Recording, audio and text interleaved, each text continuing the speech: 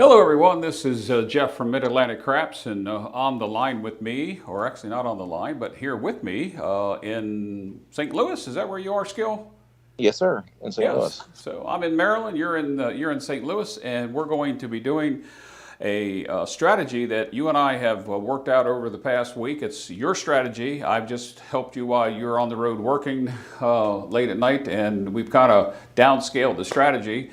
So before we get right into it, let's just take a look at a few things just to make sure that everything on this live stream is working right, and we can get started here in just 1 second. So welcome and happy Labor Day to you. Well, happy Labor Day to you too, sir. All right, we're going to get to this 75 passes strategy in just a little bit, right after this.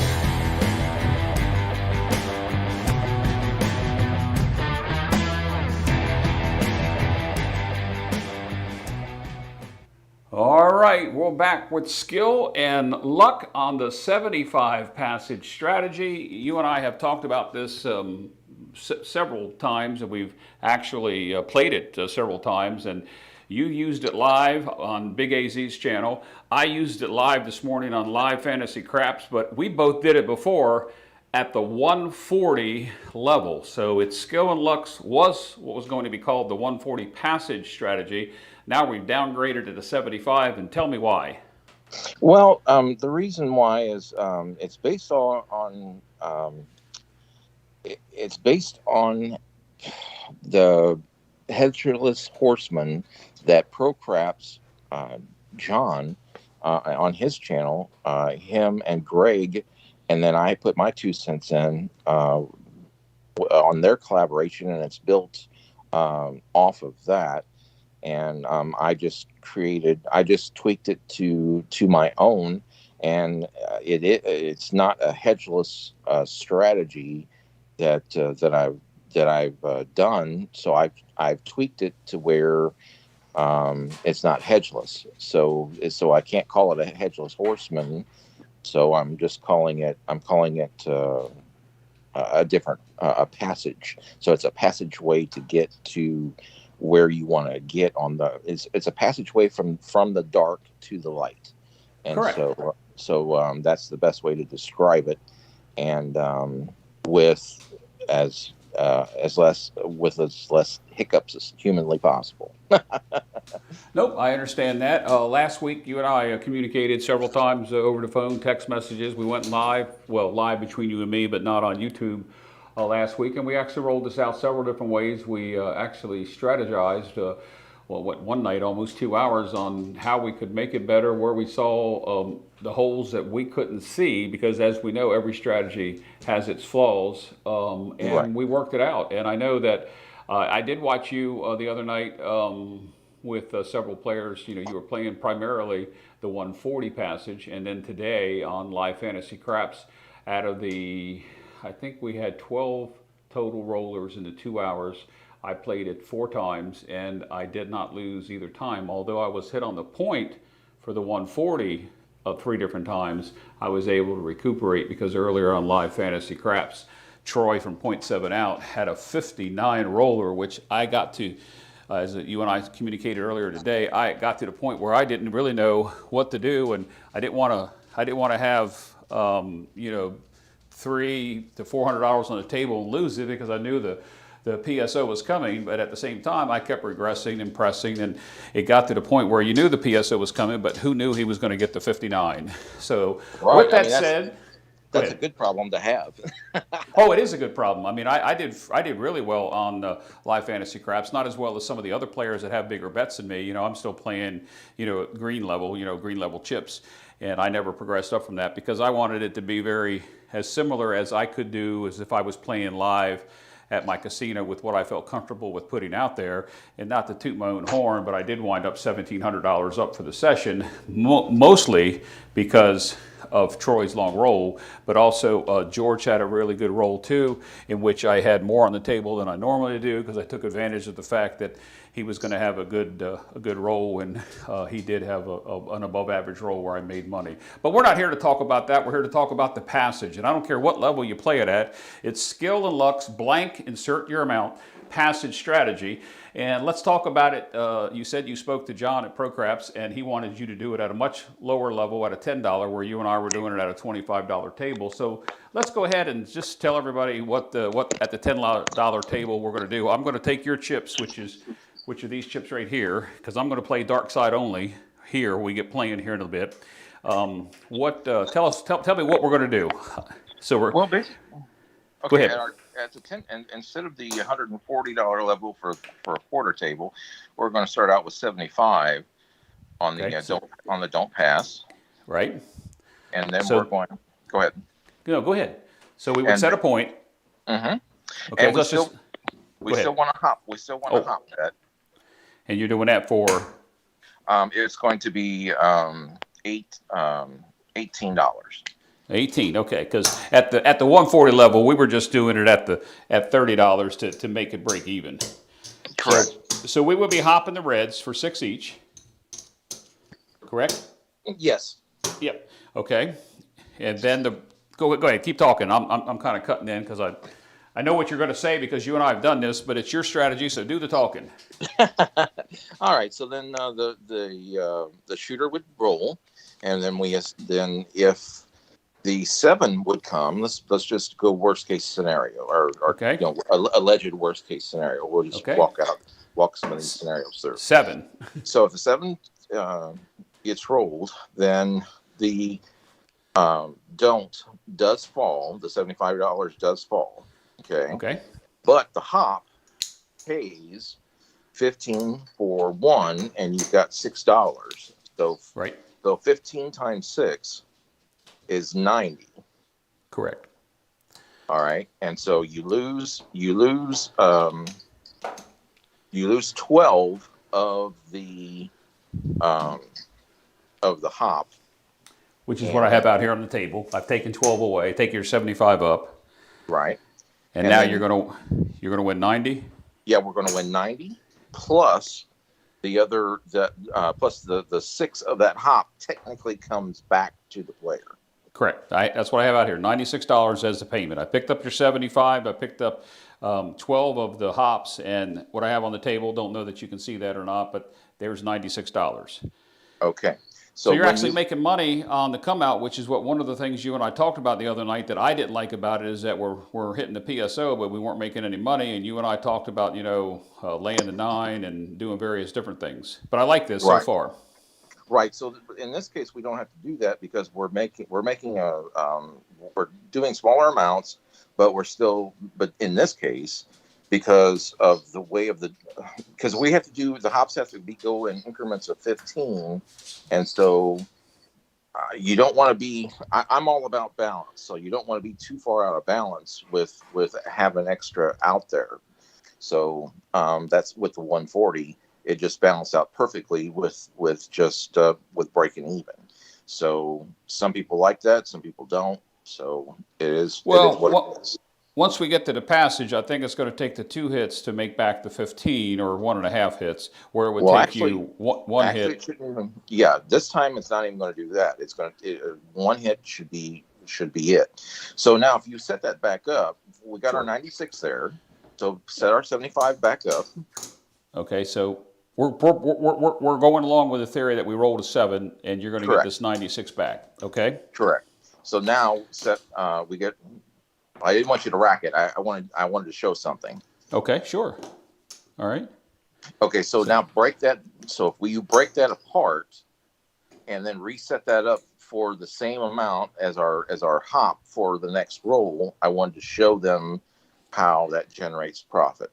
Okay, so we take the 75. I'm going to throw $2 down and take the 5. So we got 18 again for the hop, correct? Yes. So that was profit. So, all right. So we're going to put this over on the hop 7s, and then that leaves us with our profit. Right. Which really, because I threw $1 out there, was it 2 or 3? It's $3. $3. It's a $3 profit. I just wanted them to see when you roll the 7 and it plays itself out that it generates $3. When you reset. Correct. Yes, it's like the other day were we at the 140 level? Were we losing 20 or were we breaking even? I can't remember. No, we were breaking even. No, we Yeah, weren't yeah, losing money. yeah. And one of the holes that that when we kind of like got to the end of that hour session, we talked for like 40 minutes about, what did we see that we could do different. One of the things that I suggested was I hate to hit the PSO and not make something on it. In this case, $3 at a $10 table is something. Playing it the other way, I kind of liked. Winning a little more. And earlier today on Live Fantasy Craps, I was laying the 9 for 30 and 60, and we did have a PSO on the 60, so it was nice to actually win money on that Okay, at the fantastic. 140 level. Yep. Yeah, So, I'm okay, glad so that happened. let's go on and assume that we Yeah, have so another now roll. let's assume that we get a so the 7 is the strongest number, the 6 and 8 are the next strongest number. So let's do the 6 or an 8. All right, so the point comes out, it's a 6. You're going to lose this 18 on the hop. Correct. Okay. So now the strategy is that we're come through the passage and we've established 6 and we established a point, and so we're going to surround the point. We're going to go across, and so it's going to be 50. What the heck is it? 54 or 52 or. But we're going to do $10 on the 4, the 10, the 5, the 9, and $12 on the 8 is what it's going to look like. All right, give me just 1 second. I'm trying to do something here. There we go. All right, East Coast Craps jumped on. I don't know that he's still current with us, but he said it said Kill and Luck, I believe is what he meant there. Skill and Luck and MAC. He's saying hey. East Coast Craps AC was. Okay, so let's go ahead and talk about that again. Tell me what you want. Okay, so we're going to go across excluding the point, and so it's $10 a piece on all of them except for the $12 on the 6 and 8. Okay, and then so at this level we cannot buy the 4 and the 10 yet. Yeah, correct. So that's why it is what it is, and so that's 10, 20, 30, 40, 50, 52. So when the point is it's 52 when the point is 6 or 8, but if the point becomes 4, 5, 9, or 10, then of course it changes it a little bit. And so, hey. Okay, so at this rate, let's just say we roll and a 5 comes, so we're going to get $14. Yes, but we also need a $10 comeback. Oh, as well. You're right. We do need that comeback. I'm getting ahead of myself here. Sorry. So remember, it's a one-man show here. All right. Yes. So $10 comeback. Right, and so that's in honor of the Hedgeless Horseman. So the Hedgeless Horseman his basic strategy is a don't pass with 3 comebacks, and then you can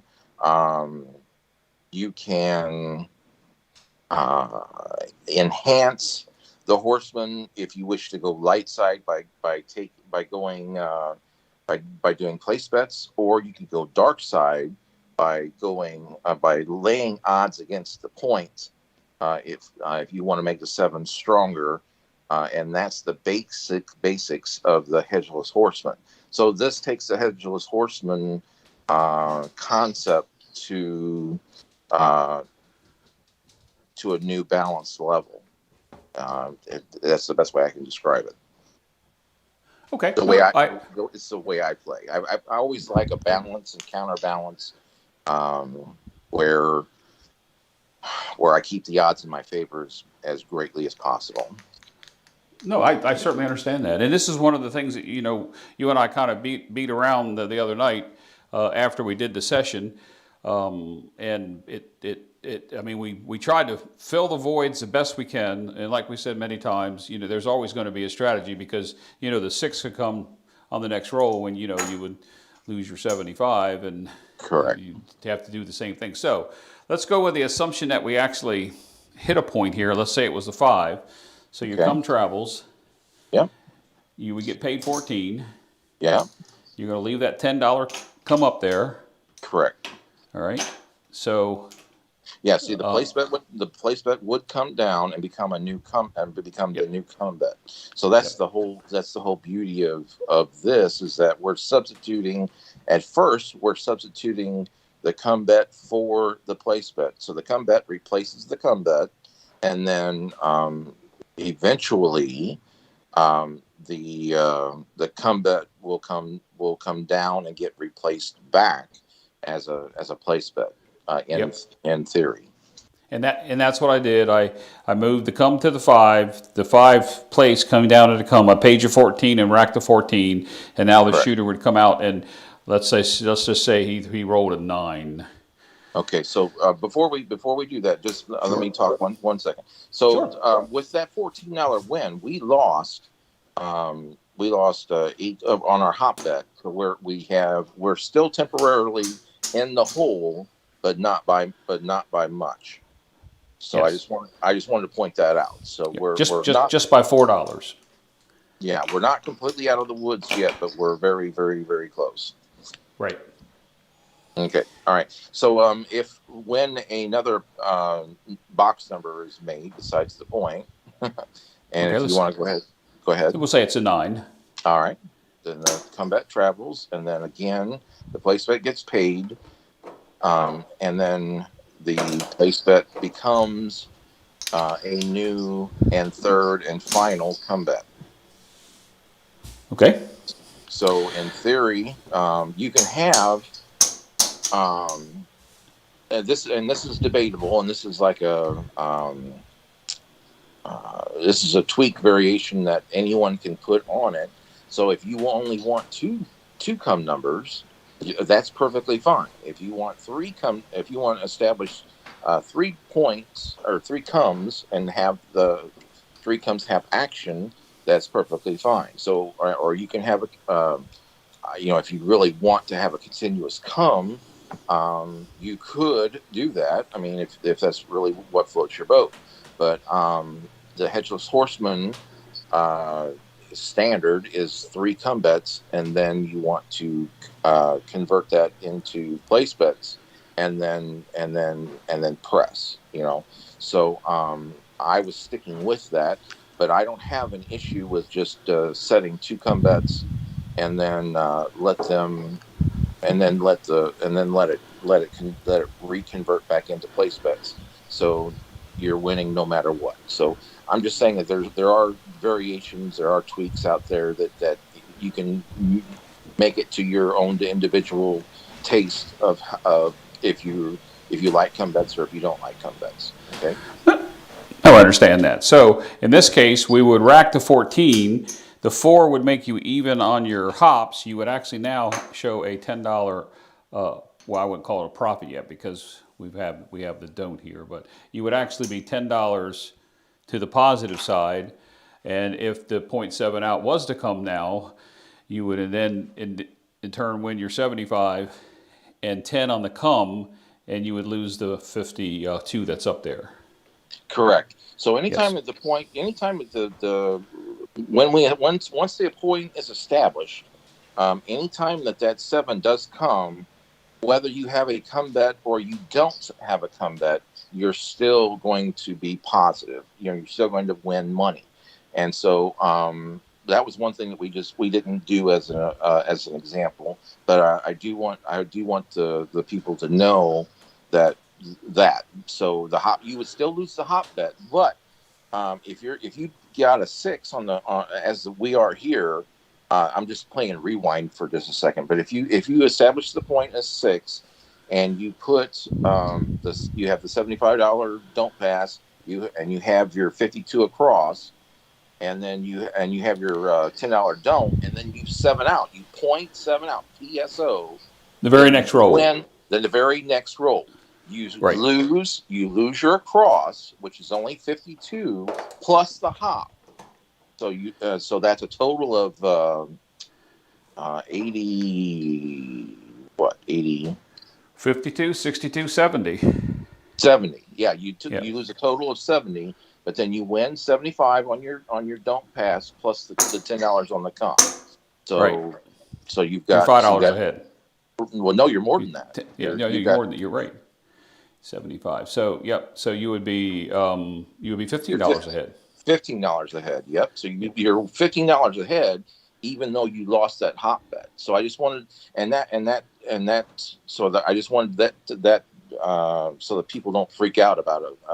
You don't have to freak out about a PSO, point 7 out, a real point 7 out, you know.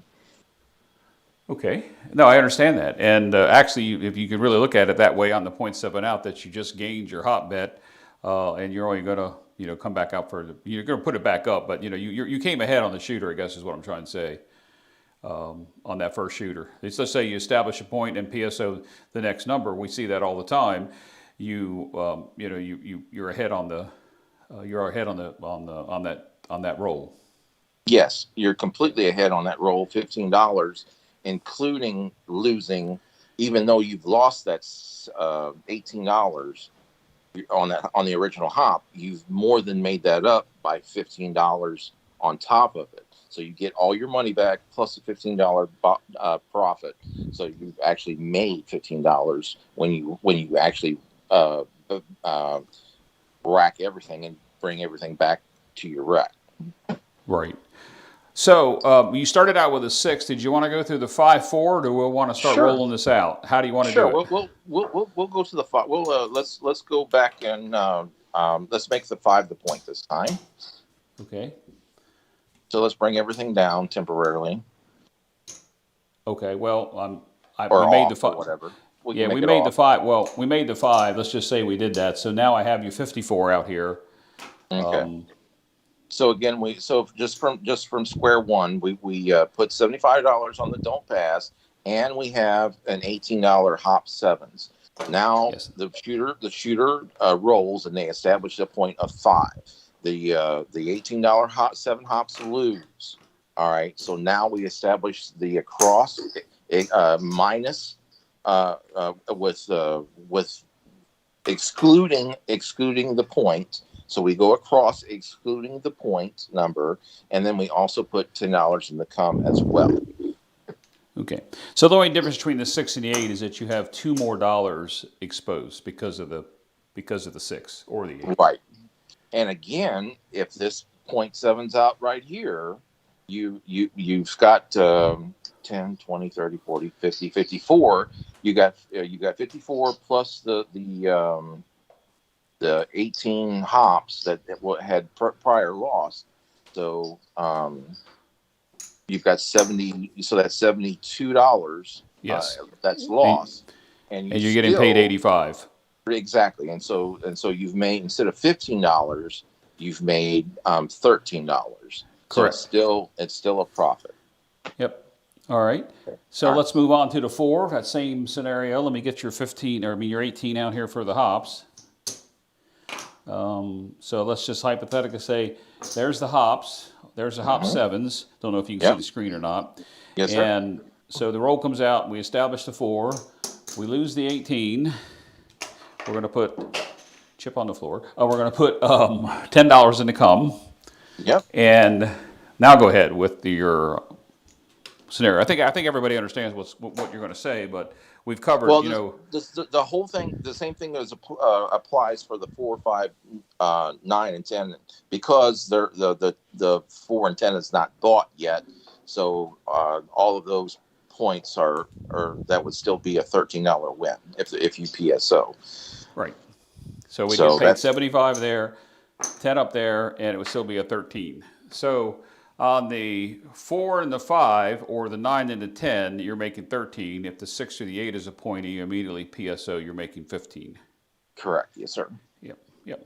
I mean, it makes sense to me. A little different than when we did that the other night, doing the 140. But as we were talking, I think you were thinking that it was going to be a $25 table, because we all know that it's difficult to find $5 and $10 tables. Well, on my side of the country it is. But I mean, that was the whole philosophy behind the 140. You talked to John over at ProCraps, and he asked you to do it at a smaller increment, which is where we are. Right. Correct? Yes, sir. Yep. So, it is scalable. So I just, this is just part of the scalability of it. Well, the only thing we haven't shown, and not to be, the Go devil's for it. advocate here, is we have not shown losing that 75. And I think with a $500 or $600 Sure. bankroll, losing at 75 would be, 10% of your bankroll. At a $500 bankroll would even be more than that. But you and I had So talked. our nemesis, yeah. So let's talk about what is our nemesis? Our nemesis is the 11. Okay. Right, So we did talk about that.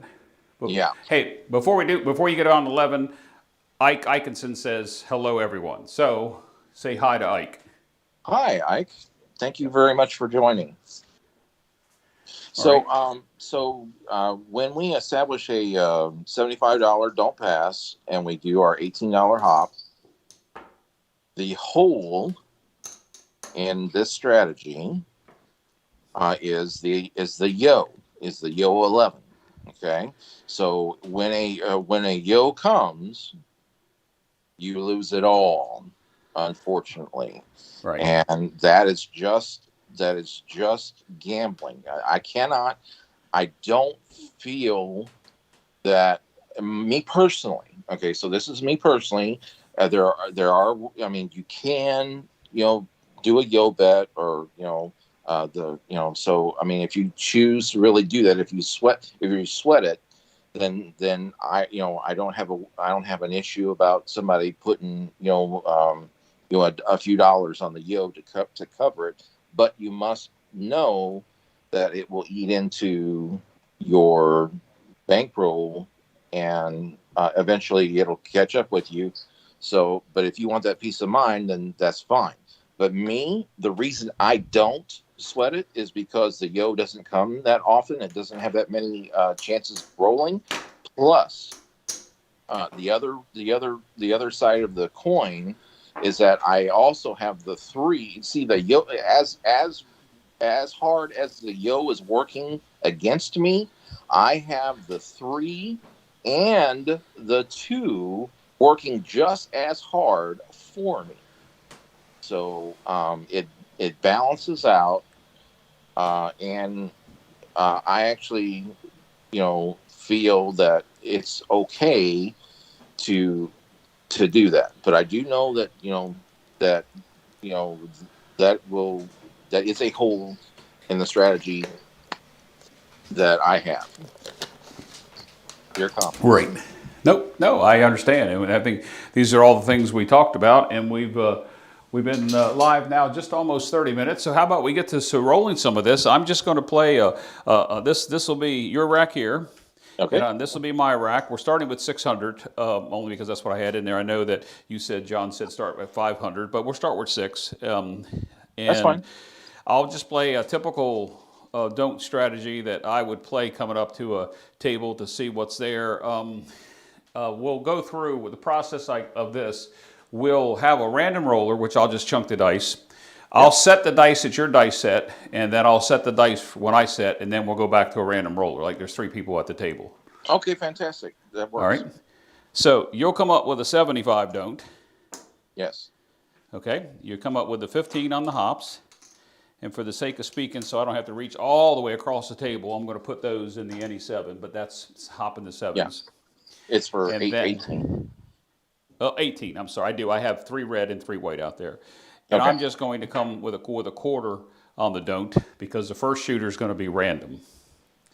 Okay. And let me just switch one screen up here, make sure I can be ready to do the roll tracker, and we will be good to go.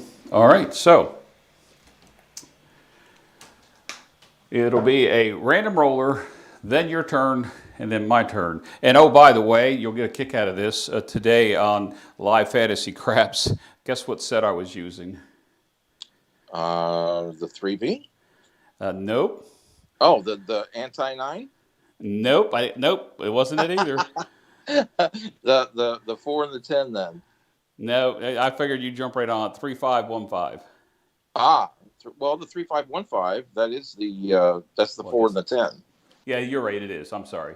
I wasn't thinking. Just the other day, I couldn't keep that in my mind. and I had to keep asking you to repeat it. So, all right, this is going to be a random roller, and I'm just coming down here and just chunking them. And there's boxcars. So, All right. in your case, nothing happens to our don'ts, but you do have to put something back up. So we didn't talk about that in the Right. Yep. So go ahead, talk about what we're going to do here. Okay, so since the 12 is barred, which means it's a push tie, I don't win or I do not lose the 75. It's just a wash, and so but I do lose the hops, so I have to replace the hops. So it hurts, but it's not devastating. Right. So I took 18 more out of your racks. I just left those. The 18 that's up on the NE7 is actually hopped in the 7s. Okay, perfect. All right. All right, so random roller. And there's a 6, 2, 8. 6, 2, 8. So you'll lose the hops. Yes, sir. All right, and we'll set you up first. So you're going to want 52 across with the exception of the point. Correct.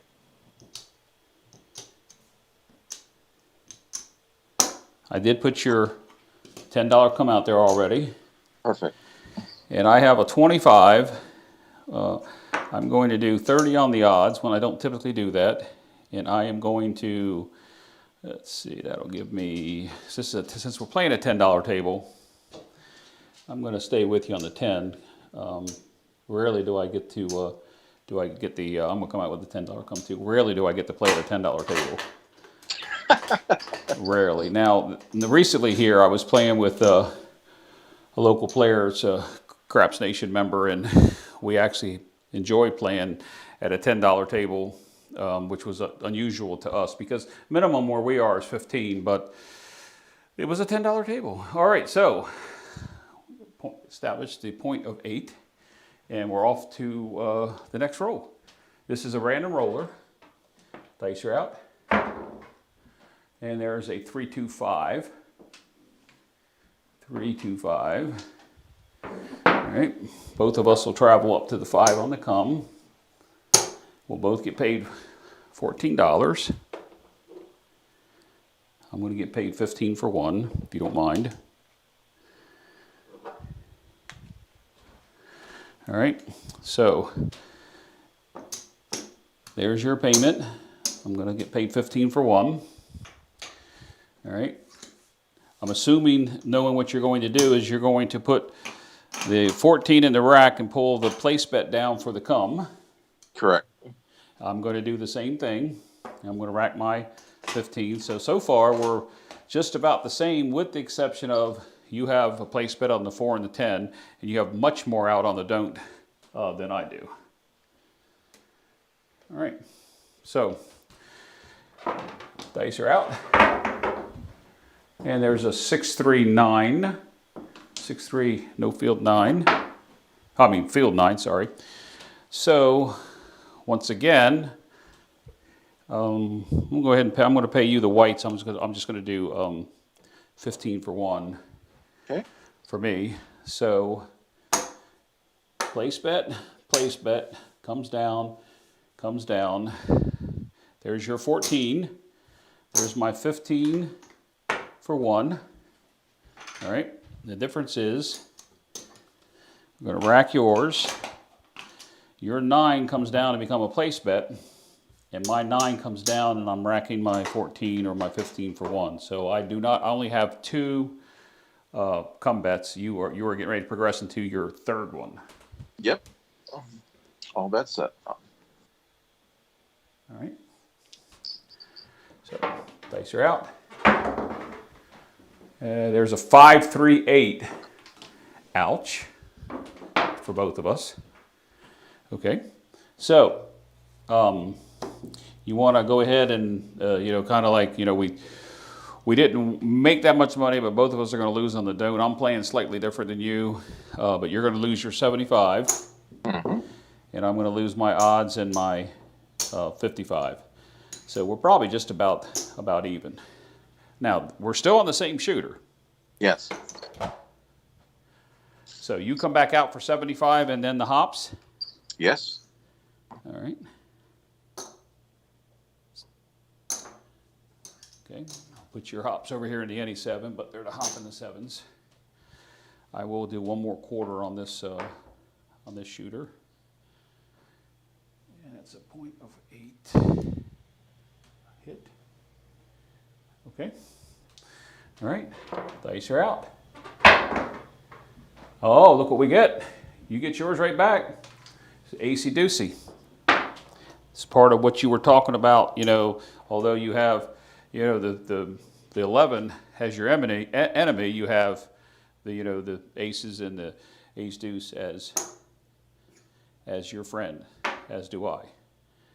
All right, the only problem is I just paid ourselves, in case you didn't see that because you didn't see anything. I got to make some change for you because I don't have it out there. So I'm going to get $7 here, change, and that'll be your hops up again.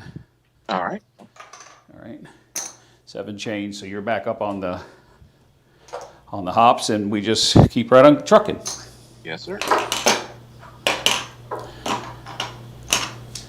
All right, trying to establish a point. All right, we'll pick the pace up here a little bit. Dice are out. There is a 6-2-8. We're right back on that 8. You get paid on your 8 comeback because I didn't have one. So there's your 8. That'll come down. You'll establish, you only have 2, so I'm assuming you're going to establish the 3rd come. Correct. All right. We'll get the... I don't typically do this, but I'm going to do it anyway. I'll put 30 on my odds on that 8. I typically don't do that on the 6 and the 8. All right. So everything's set. All bets set, right? Yes, sir. All right. Dice are out. And there's hard 6. A hard 6. All right. Now, the other night when we were playing the 140 level, you took one of the hard ways when it was a 6 or 8. And I don't remember your philosophy about why you did that. But is that changed any at this level? I mean, eventually, you know, when you get ahead, do you change any of your prop bets? I'll add that to it once it's free. Once everything's free and clear, and I'm in, you know, and everything's paid for, then I don't mind, you know, establishing a hard way bet or because instead of half pressing a winning, I'll just, you know, I'll take part of that and part of that winning, and instead of pressing a box number, I'll take a hard way. All right. So in this case, your 3rd come traveled to the 6. I pulled your 12 down. I have your 14 here on the payment. Is that all get racked? No more comes? That's correct. Yes, sir. Yeah. All right. All right. And then here's my 14 for my place bet, but I didn't have that come bet up there, so I'm just going to rack mine. All right. Dice are out. And there's a 415. 415. We're both going to make $10 on our come bets because we both were on the come. All right. Now, I know what you're going to tell me, but go ahead. Now I will convert that come because it was forced to come down. I'm going to reestablish it as a place bet now. Yep. Oops. And I'm going to do the same thing. All right. That's 5. Okay, dice are out. I got a leader here. I'm not sure which way that would fall. It looks like it would be a 7 skill if yet did. It fell. It's a okay. 6-1-7. All right. So one nice thing that I want to point out before you scrape them down is that when you establish these come bets, and they're like that 6, for example, it's instead of a $12 place 6, you have a $10 come 6, and when that 7 comes, it actually it's even more beneficial to you because of your don't. You don't have as much to match. so you're gaining a few extra dollars here and there to, uh, for your profit. Right. Well, at this level, you're gaining the $2 at the green level we were at the other day. You're gaining. Let's see, you would be gaining $5. Correct. Yes. Okay. So there's the 7. Well, let me go ahead and get these all off the table. I'm not procedurally correct with my maneuvers here, and I don't deal, so That's fine. you know how that goes. Yes, sir. So you win 75, and I get paid on the flat and my odds. So let's rack them up and see where we stand. Oops. All right, 150, that's 550, 560. I don't know how to count all those. Maybe I will. All right. You have 575 in your rack. We started with 600. We took the hit on the 8, and I have 525. I got 625. I have 35, 40. I have 640. All right. We'll continue. So now this time, you're going to be the shooter, and Okay. are you going to actually set? Are you going to set up the same way as the shooter, with you throwing the dice? Yes. Okay. So there's your hops. 75. I'll come out here with a quarter again. And what do you want me to throw? Well, as a don't pass player and a shooter, I want, as a don't pass, the 4 or 10 to become the point. So I will set the dice to the 3, 5, 1, 5 because that's a 4 and 10 dice set. Because we're trying to get to establish 4 or 10 as a point. All right. Dice are out.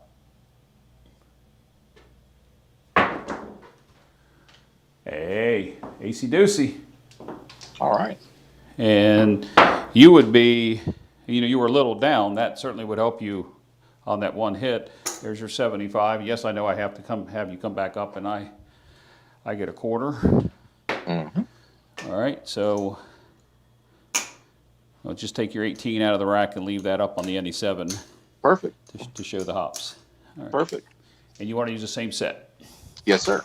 Yep. Okay, let me put that in there.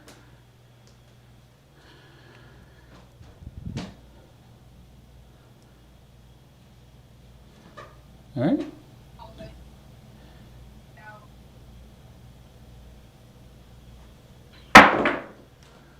Four. 3, 1, 4. See? It can be done. It can be, and I was actually watching the dice as I was throwing them, because I set my dice, but I don't claim to be nowhere near an expert whatsoever on that. But those dice stayed together and hit the table and rolled over once, so I think we got the number we desired. All right, so go ahead and set you up. I'm gonna have to get some change for you, Skill. Let me get some red. All right. So we have a 4. That's 54 across for you. Yes, sir. 10 in to come. Mm-hmm. 4 to cap. Take the 50 where I made your change. And this is where I make a little bit of different change. You're probably going to continue to, I'm going to do 4 times odds. It gives me 75 to play with. So with my 75 to play with, I will do 75. That'll give me 85. So I will do 110 inside with a $25 come. That would give me 100 covered there if we happen to hit the next roll as that famous number you don't want me to say. All right. All right, what set do you want to throw now? Now we're going to go, because we have a point of 4 or 10. Now we want to do an inside set. So we want to have the insides generate money. Okay. So now we're going to do our a 3V. So 3-2 or 3-5? it's a 3-5, and then it's 3-1. 3-1. Yes. Yep. Yep. Okay.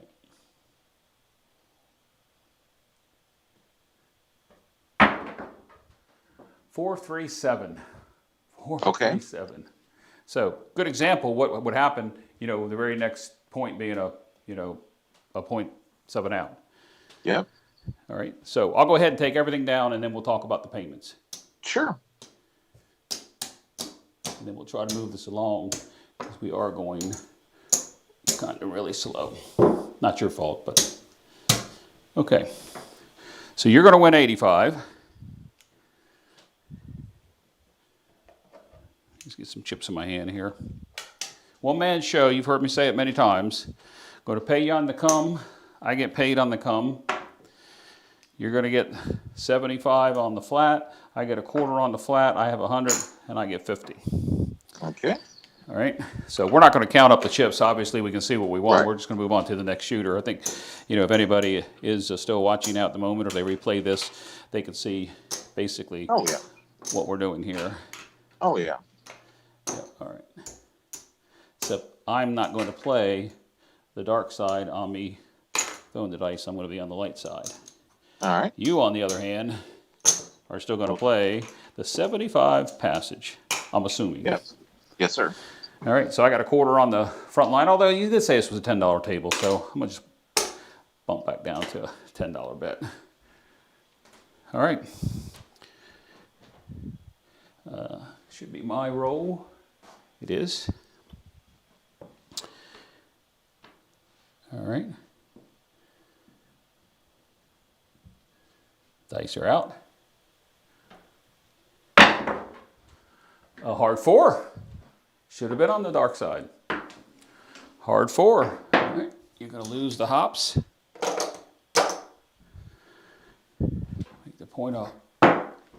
Hard 4. And I got to get change for you again. I didn't give you enough red. I should have had these set up in increments of 50s already. All right.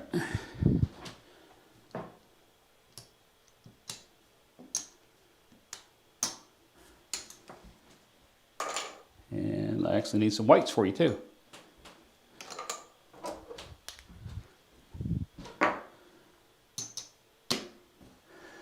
All right, now for me, all your bets are set, right?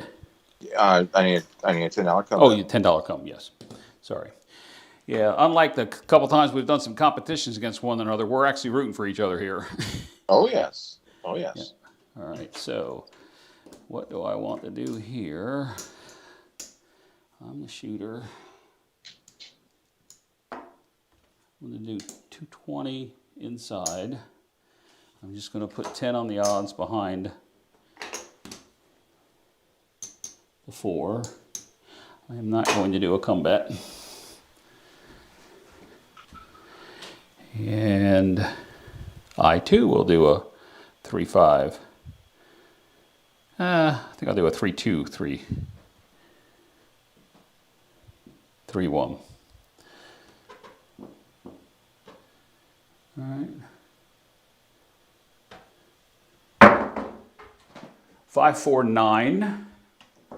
5-4-9. Okay, with yours, you'll get 14. So we'll take care of you first. You're going to travel to the 9. Your 9's going to come to the come, and you're going to get rack $14. Perfect. All right. I am going to get $70 and take it down to 110. That's actually a great move. 70.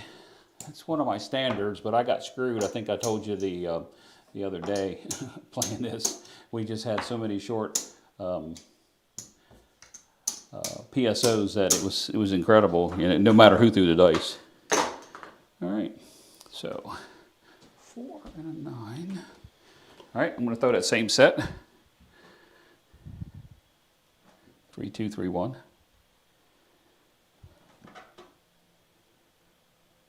Plays are out.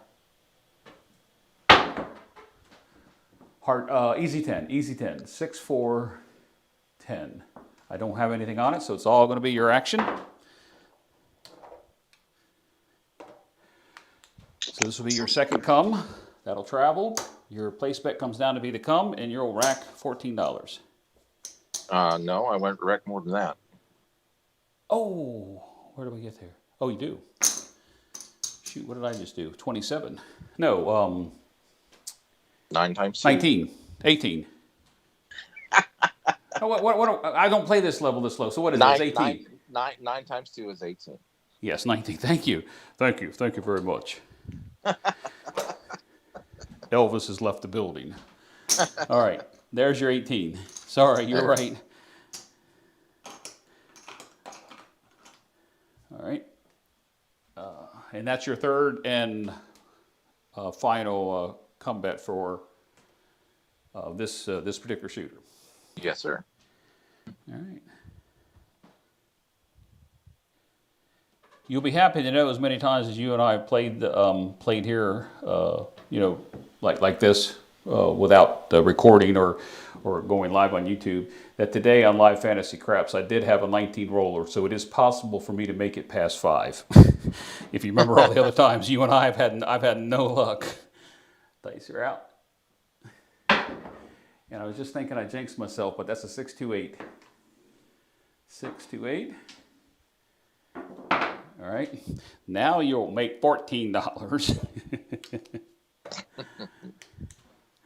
All right, and you're going to travel up. No more come bets, so you're going to rack the 14 and the 12 place bet, correct? Yes, sir. All right, and I am going to get 35.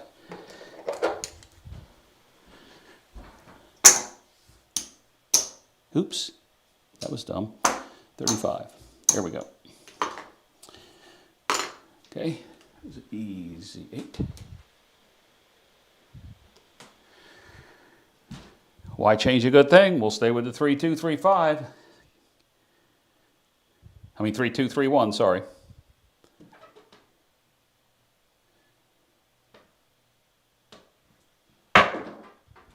Hard 4. Hard 4. Ouch to you. Okay. Ouch to you. So hard 4. The 75 will come down. I get paid 10 and 20. Let's see. Yep.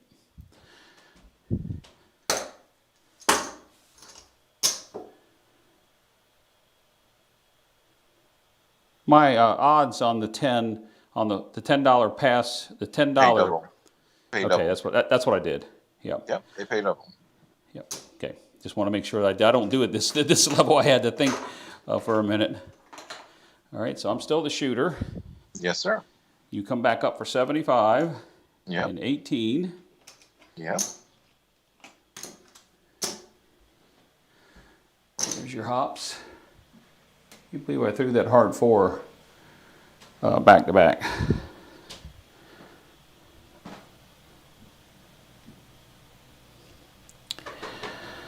Oh.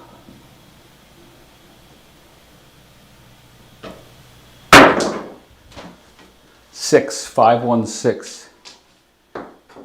516. There's the hops.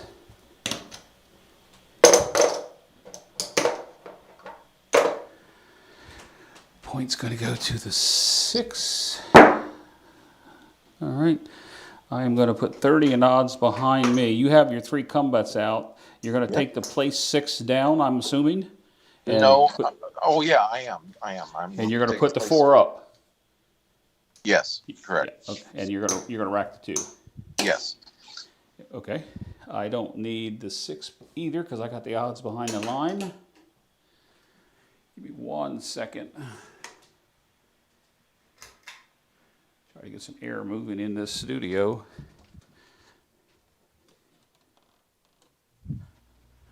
Starting to get hot under the lights. All right. So the point's now 6? Yes, sir. All right, now we're back.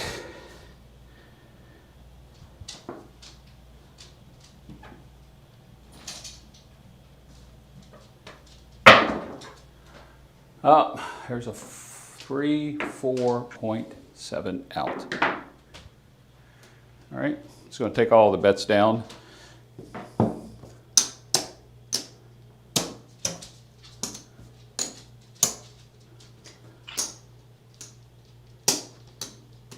We'll pay you that 75 out of what I took off the table. All right. All right, so. And now we go back to. Yeah, I was just taking a look real quick. You are at you're at about a $60. Oh nope, that's 4 there.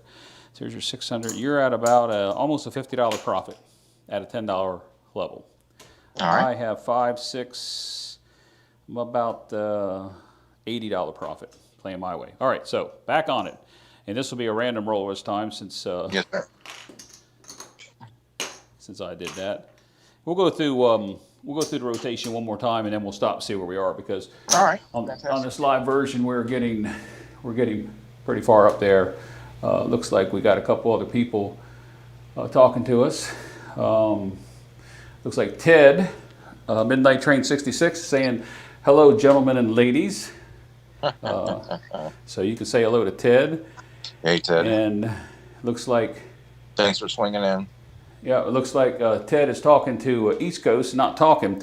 Ted, I don't know that he's still here. He was here early. We went over this this strategy that that Skill&Luck has developed, and we lowered it down to a $75 passage. If you stay tuned for a little while, you'll see exactly how that gets played. But it's fairly simple.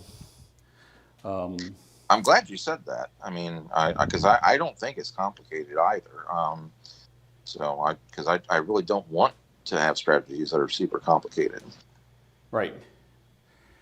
Right. All right, so this is the random roller. You're up for 75 on the don't. You've hopped the reds for 18 or 6 apiece, and I have 25 on the don't. It's a random roller. Dice are out. And we have a come out 7. Come out 7. I lose my quarter. And go ahead and do the explanation on the payout here, Skill. All right, so so unfortunately, like you, I lose the don't pass, which is $75 down, but I get my consolation prize, which is my hop bets, and since the hop bets pay 15 for 1, I will lose, and I had 6. 17, 18. Yeah, I had 18 total, so I lose 12 of that.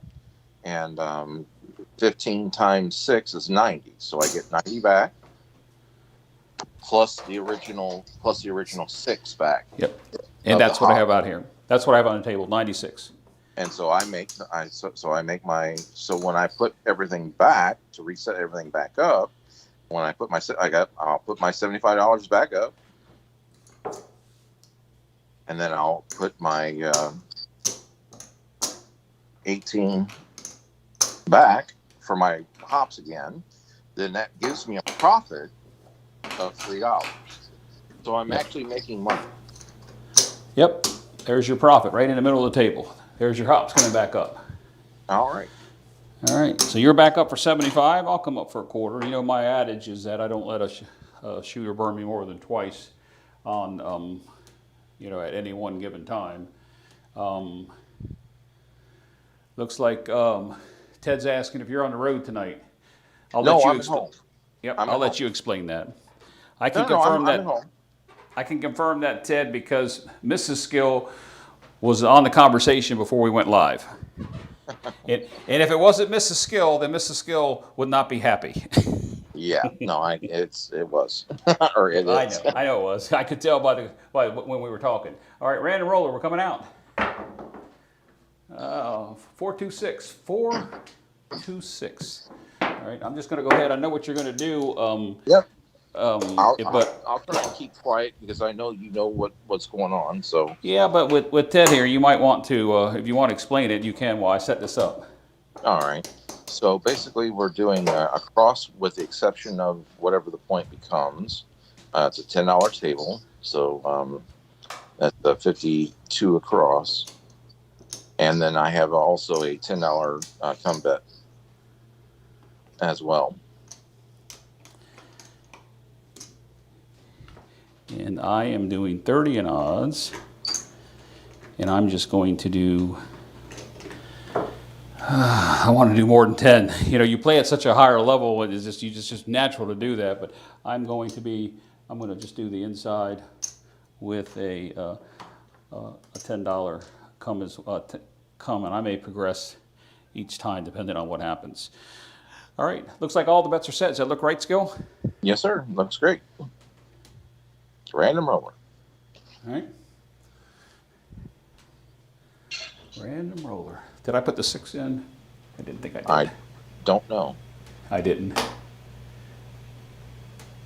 Yep, it is now. Okay, dice are out. 314, 314. I don't have anything on it, so you get all the action. So, both comes will travel. You'll come. Yep. Your place bet will come down and become a come bet, and you'll rack the 14. It's more than 14. It's 18. Oh my God! I did it again. I owe you 4 more. I did it again. That's all right. I can use the ones. All right, there you go. I gave you 4 more.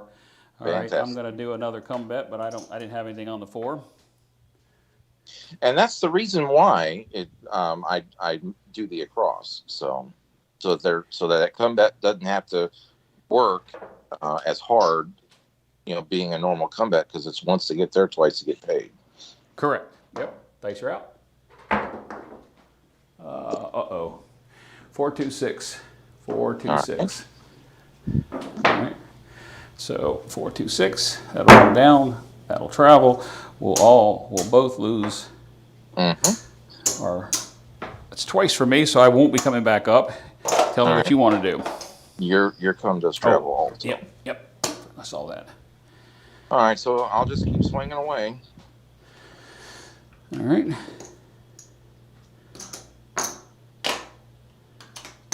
Here's your hops, 18.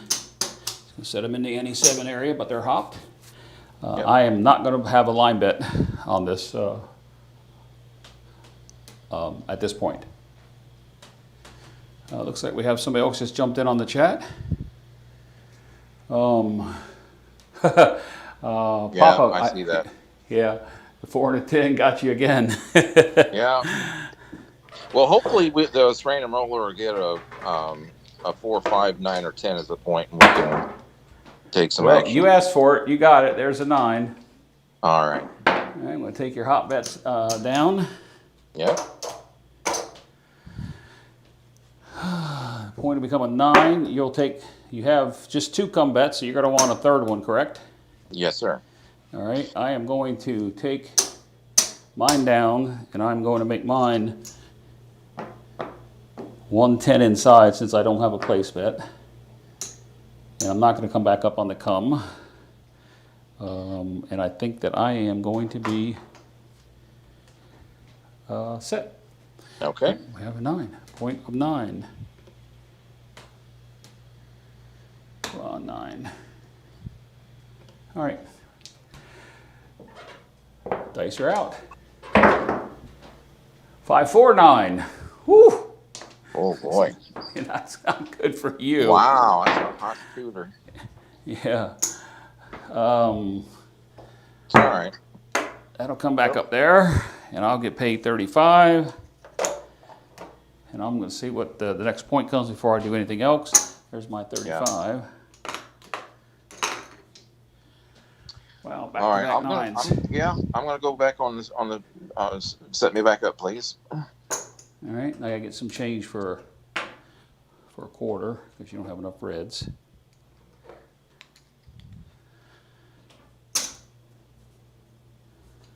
All right. So that's 3 points this random roller has done. Yes, it is. Wow. All right. Dice are out. Hard six, hard six. You do make a little bit of money. We'll both make a little. Oh, you know what? I probably wouldn't have had that up there at that particular moment, Skill. If you look, I placed the 6 when I already had the 10. I would have put odds on it. I'm just going to leave it like it is, and I'll just get paid the way that it is, because mine's going to come down. I'm rambling. Don't pay attention to me. I think you understand what I meant. I didn't pay attention to the come bet. All right, there's yours, there's mine. Yours is going to come down. I'm going to get paid. My 35 is now on. You have 1, 2. You're going to want a third come? Yes. Remember, okay. Just want to make sure, because we've been through this shooter. I think we've gotten paid on a couple of the comes already on this shooter, at least. That's why I asked you. Yeah, it's not going to hurt nothing. All right. I mean, I'm already hurting. Papa says football and craps, life is good. What more could you ask for beside maybe a cold beer? All right. Random shooter, dice are out. 10, easy 10. Okay. All right, so see if I do this right this time. 9 times 2 is what? Yeah, pay attention here, Skill. Look, there's 18. All right, it's going to travel. You're done with your comes, right? Yes. All right, we'll rack all that. I don't have anything on the 10, on the easy 10. All right. Dice are out. Yeah, 5, 2, 7. Damn it. For me, damn it. For you, not damn it. I wanted to get one more hit at the 35 level, but you know what they say, one more. Yeah. All right. Well, that shooter was hot. That random shooter was hot. Yeah, I'd have to look to see how many shots he made. But you're gonna get your 35, your 75. I paid you on the line there. Okay. All right. Okay, let's see. That was it was only 6 rolls. That was the 7th roll. Yeah. So I mean, definitely got past the 2, 3, 4 error when you're trying to set the the come bets out there. But all right, so neither one of our racks are looking that happy. Yeah, I know. So you want to do it? Let's see. That was a random, so this will be your shot. Yes, sir. We'll go through you and me, and we'll see what happens here. All right. All right. I'm setting you back up on the hops. All right. I'm gonna come up with a $50 don't, no hedge, and you're the shooter, so you can tell me what dice said. Okay, so we're looking as a don't pass player. We're looking for a 4 or 10. So we're going to set the dice. Have a dice set that will hopefully generate a 4 or 10. So it's going to be 3, 5, 1, 5. All right. Dice are out. 6, a hard 6. I told you I can't chunk dice. That's all right. That's all right. All right. I mean, it's not the end. It's not the end of the world. It's not. All right. I'm gonna get you some more red.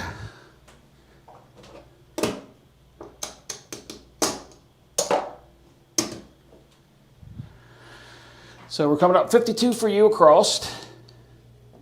Yes. 10 in the come. 50 comes off. And let's see, I have 50 to play with. Let's go, we're going 80 without the 6. And then I'm going to come out with a quarter come. That gives me 75 against 80. All right, what's your dice set? Same dice set, because the point is, the theory is, because the point is 6 or 8, I want to still stay outside as much as possible. So I want the 4 and 10 again. So we're going to use the 4 and 10 dice set again. Okay. 3, 5, 1, 5. Yes, sir. Dice are out.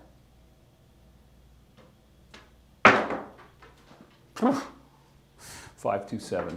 5, 2, 7.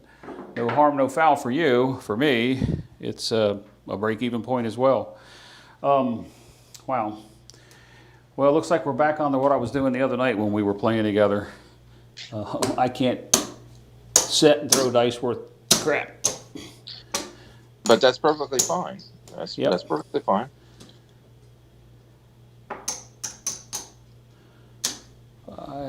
I better do this the other way. All right, I've paid you. I just got to get myself paid. So on my shooter, I went $5 behind on that philosophy. Yep. All right. So 75. Here's your hops. 75. What do I want to do? I'm gonna do a do don't. Just for the heck of it, because we're coming Sounds to good. an end on this session.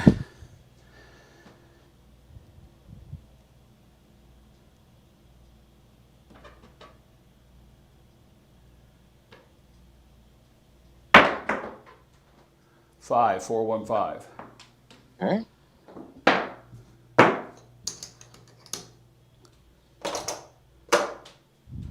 And I need to make change for you.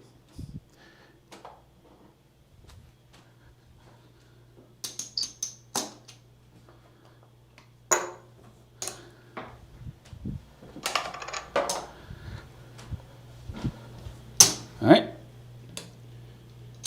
54 this time, excluding the point, and a $10 come. And now what am I going to do with this 9? Let's guard against the early 0.7 out. 90 in the odds. I can always take that down. Yep. See, so 90 is 45. Let's try to figure out the best way for me to. That's your come. I don't want a come progression just yet. Or do I? Nope, I don't. All right, I got the 30 on the 6 and 8, 15 on the 9. Let's see what the next couple of rolls bring. There's a point of 5. Looks like John's just joined us. First message is from Midnight Train. That's for sure. That is for sure, Ted. I had a 19 roller earlier on Live Fantasy Craps, and my second roll was like a 5. And then, welcome, John. John from Pro Craps is on Skill. If you want to talk to him, tell him that you're using his philosophy on the lower buy-in. You go ahead and talk while I roll. Hey, John. Thanks for joining. I sent you an email with the at the $10 level, which is what we're doing now. All right. All right. Oh my gosh. Skill, I am no dice setter, that's for sure. There's a 6-1-7 out. Look at that. That's what we've had 6 shooters, and that's what 3 times we had point established PSO. Well, but that one random shooter just really killed me because he was hitting points. Yep. Yes, he was. I'm gonna pay your 10 there. All right. My Dewey Done's gonna be a wash there. Let me get some more greens. I'm gonna win. 90 is gonna win me 60. I did add that wrong. And 75 for you. All right. 75 there. Not sure what that's doing up there. I think that comes down. It does. And that Dewey Done's a push, and then I get 60 for 90. All right. Okay. I played that right on that Dewey Don't that time, taking the odds on the 5 first to see where the roller was going. It helped me. So we'll rack everything up. That's 6 shooters. Even with your that's 5 shooters. No, that's a total of 6. Yeah, because I got to put the 0.7 in it. Yeah, it is. That's a total of 6 shooters. Oops, looks like John's saying a couple things. Let's get caught up on his chat. A little late, was in fantasy football draft. No problem. We started, I don't know how long ago this has been streaming at the moment. I don't have that screen up here. Wow. I don't know if you can read these or not. Yes. Skill, if you're reading, I'm just going to continue putting them up there. What is the buy in play at 19? Well, I think he meant, they said 10 times. He said 9 times, 10 times. Oh, So, okay. yeah, tell what we did, John. Skill said that you suggested a $500 buy-in. I always use 6. We just started with a 6. So he started with a 6. I think at this level with a $75 donut, it probably should be $750. But I don't really think it matters because we're done. We're done with the shooters. And I played John. I played both when I was throwing the dice. The first time I played the light side and did very well. I hurt Skill, and then the other times we both played the dark side, and we both started with 600. We're both down. There's 5.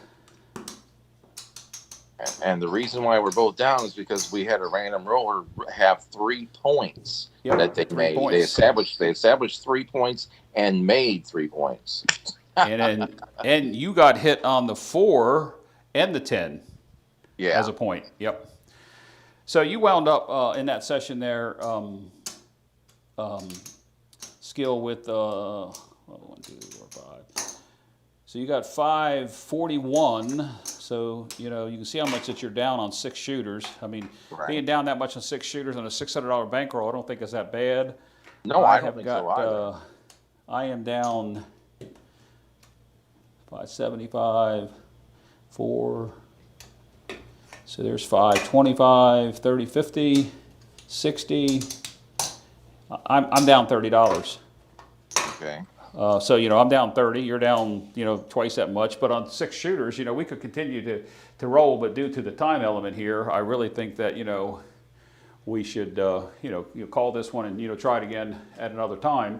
If you look at the ratio of the table, if it wasn't for hitting the points, I mean, look at the SRR and the SOR. We're at average or a little below. So we really should have. Both of us should have benefited on this. It's just that, like you said, we got hit on the don't. Let's see some of this other chat here. John saying 75 don't plus all the inside as well. Wouldn't you need about 2K? And I think that you would. I was just going by what Skill said earlier. We just picked that. I think the 600 or 500 was too low. Random rollers will kill you in either way. You're right, they did. In this case, they killed John, and then Papa says John. When he wants to know when he can expect your first podcast, John. So feel free to comment in here. Skill, I don't know if I ran through those so quick. I'll go back. What John's asking is would you need a larger bankroll? And I thought 500 was too low. We started with 6 because we were playing at a $10 table. I think if you're going to do a $75 don't, you definitely would need 750 plus. I think that would be a likely thing to do. So if you had to rethink this. I would say 1,000 would be about would be correct. Yeah. Okay. Yeah, I would think the same thing. The other night when we played it, John, I don't know if you're still here, but the other night when we played it, we both started with 1,000. I played a different strategy. He played his 140 passage, and his philosophy between his communication with you was basically that. You lower it down to a $10 table and try to play it there. As you've heard me say many times, John, that on the East Coast it's really hard to find a table lower than 15, and a lot of times on weekends at night. So I don't care if you're in the D.C., Maryland metro area, Philly, AC, they're all $25 tables. And where I play locally here, even at night times, they get the $25 tables. So to answer your question, I think you would need a bigger bankroll. And looks like John has answered Papa's question about his podcast. Says just got his boom and mic, so he's in the works of having it, hoping to record it this week. I'm looking forward to that, John, and let us know what form you're going to do. I think when you and I once spoke through chat one time, you were looking for a service to use audio podcasts. I'm not sure if it's going to be a video as well, but I think it's going to be audio. And then looks like Ted said that he was down 500 last night, but came back at the end of the night to be 600 above. Yes, Ted, I remember because I was still awake last night when you were talking to George at CY, and I told you a nice comeback on that. That bet. And Ted, you and I have to meet sometime in the Philly AC area. Hopefully, we'll be able to do it sometime real soon.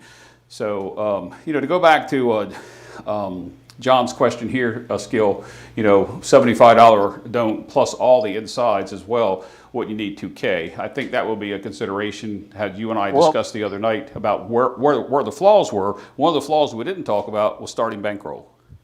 Right. I don't think. I wouldn't put.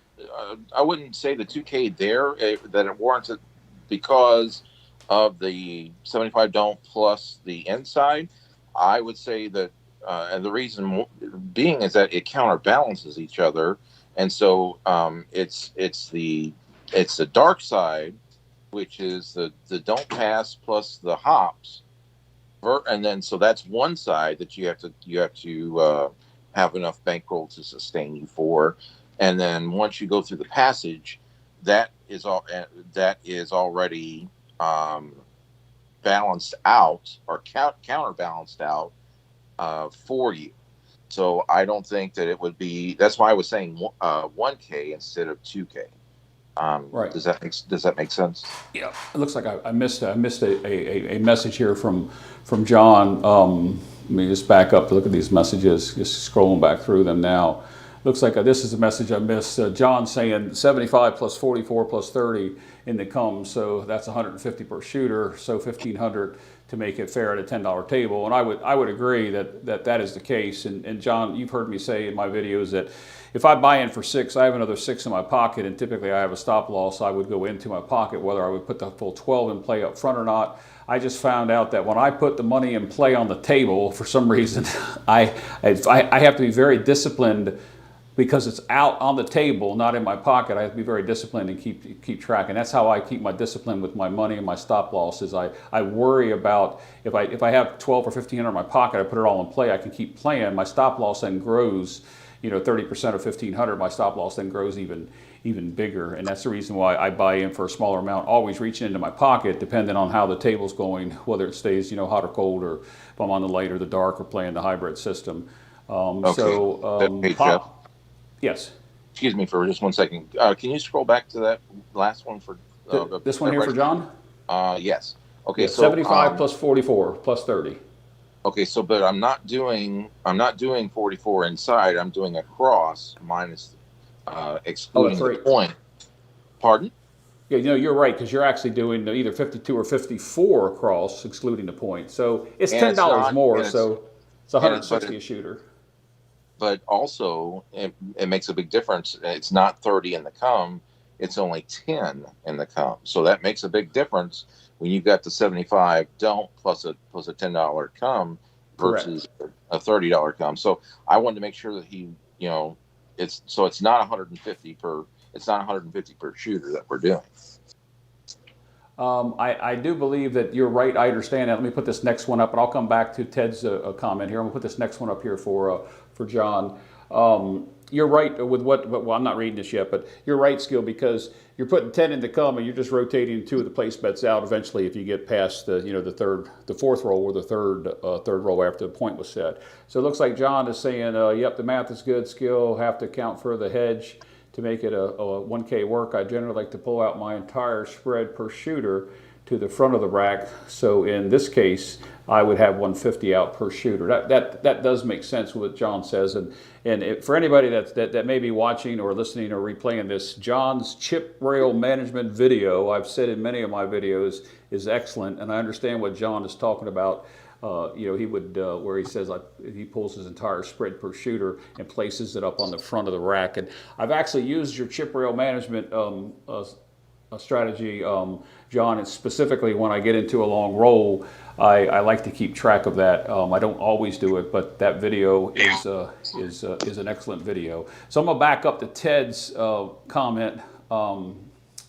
Let's see. Ted says that he's okay. He would like to meet up with Papa and me and ProCraps. He says it's a deal.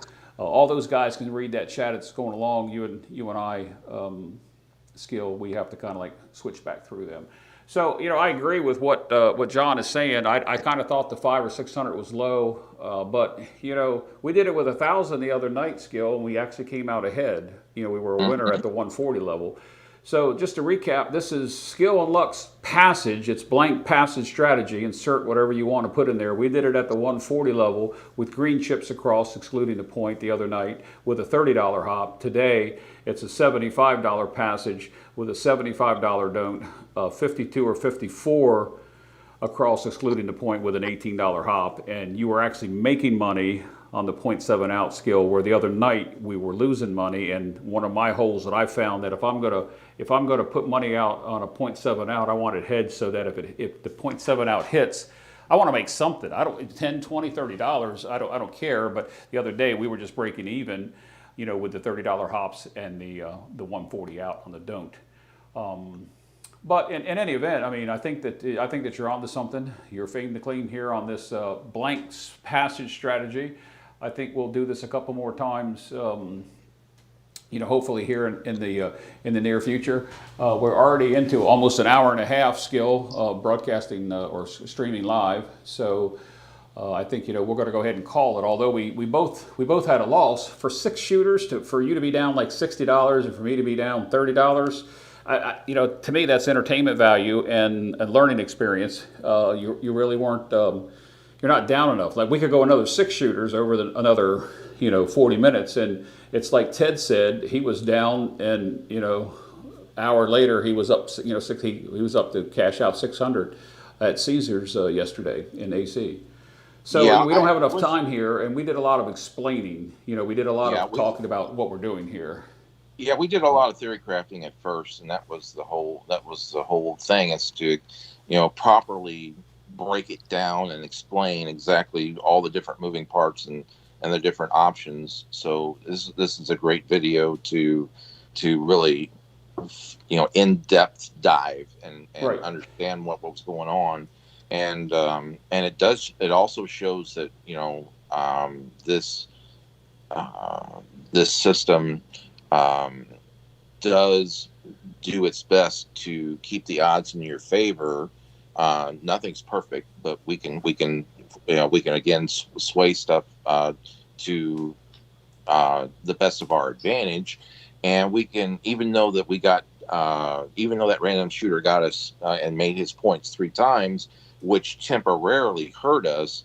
I feel that in the long run, like you were saying, if we had more shooters, then over time, this thing will kickstart, and it will. It's like Rocky. You can beat him up and beat him up and beat him up, but he comes back, and he comes back.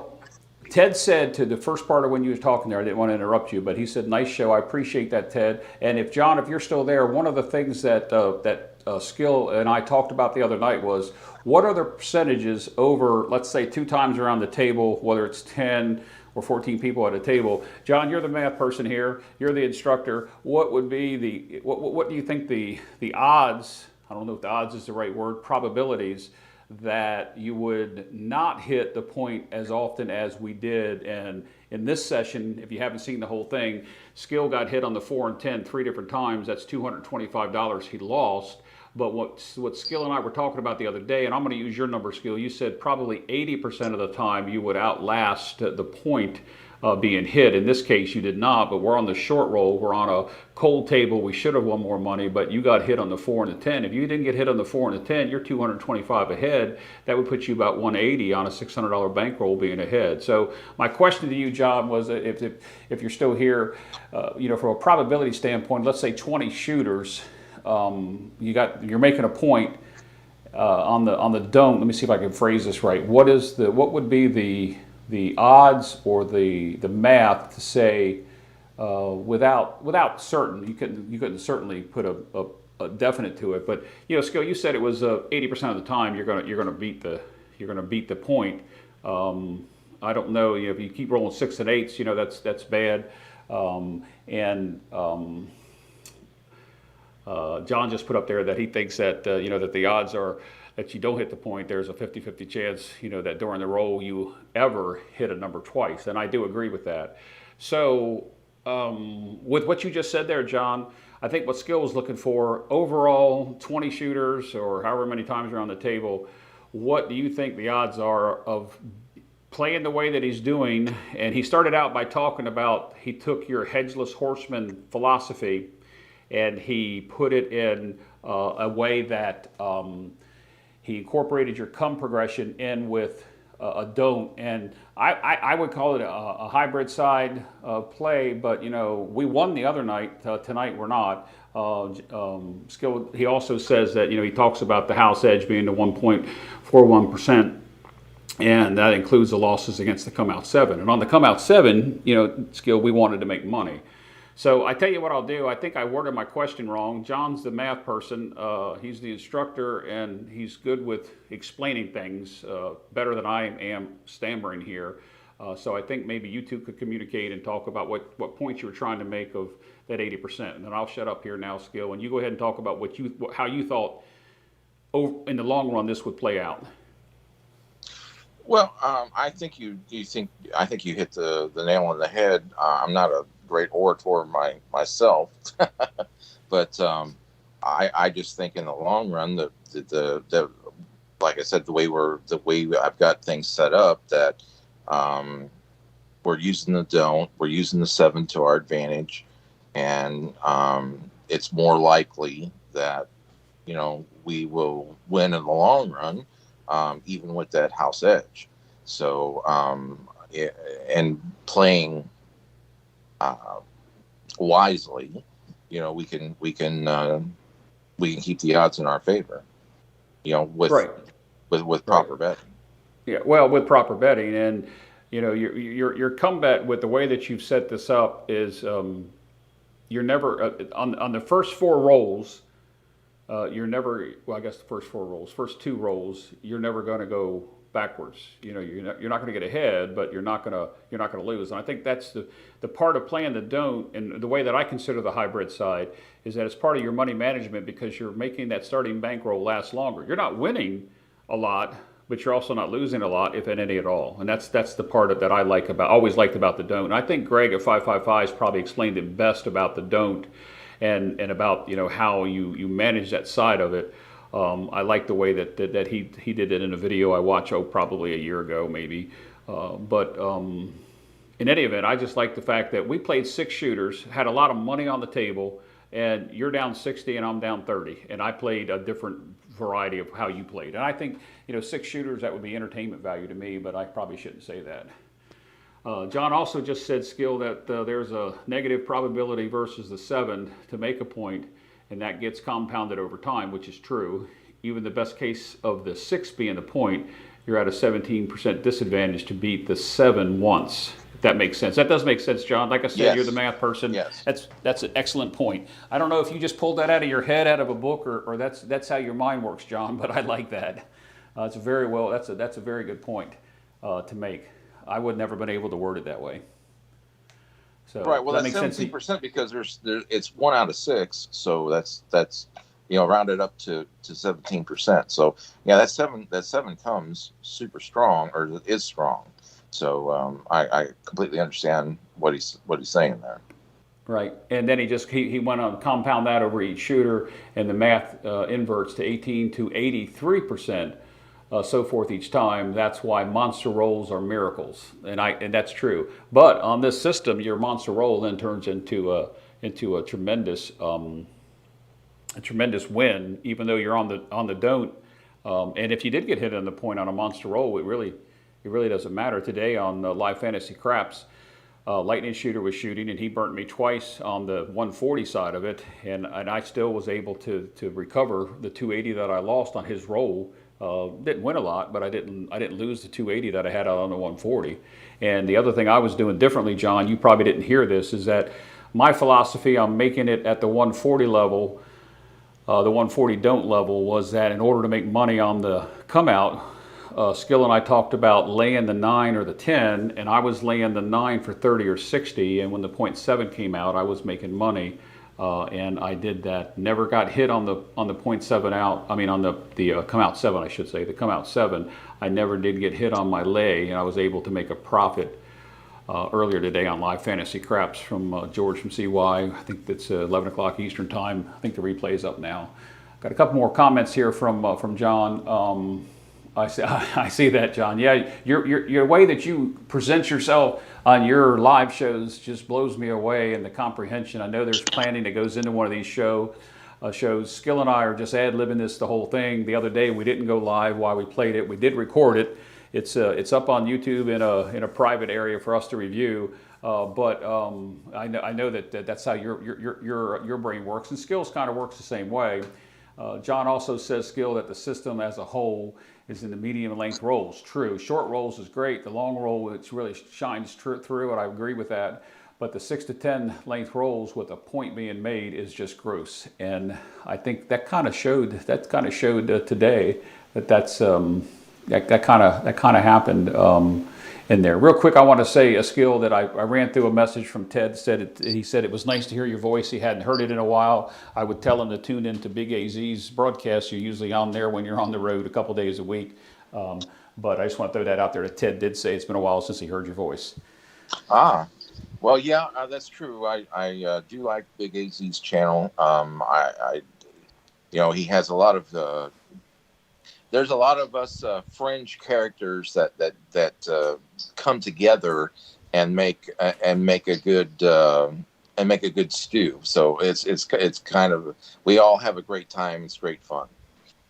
Oh, it is. It is. And yes, John, you're right. It is scary with a little bit of a radio background that I have. I don't mind talking and ad-libbing as I am now, but you put me in front of a camera with my face. I don't have that face. You have a face for video, John. I don't.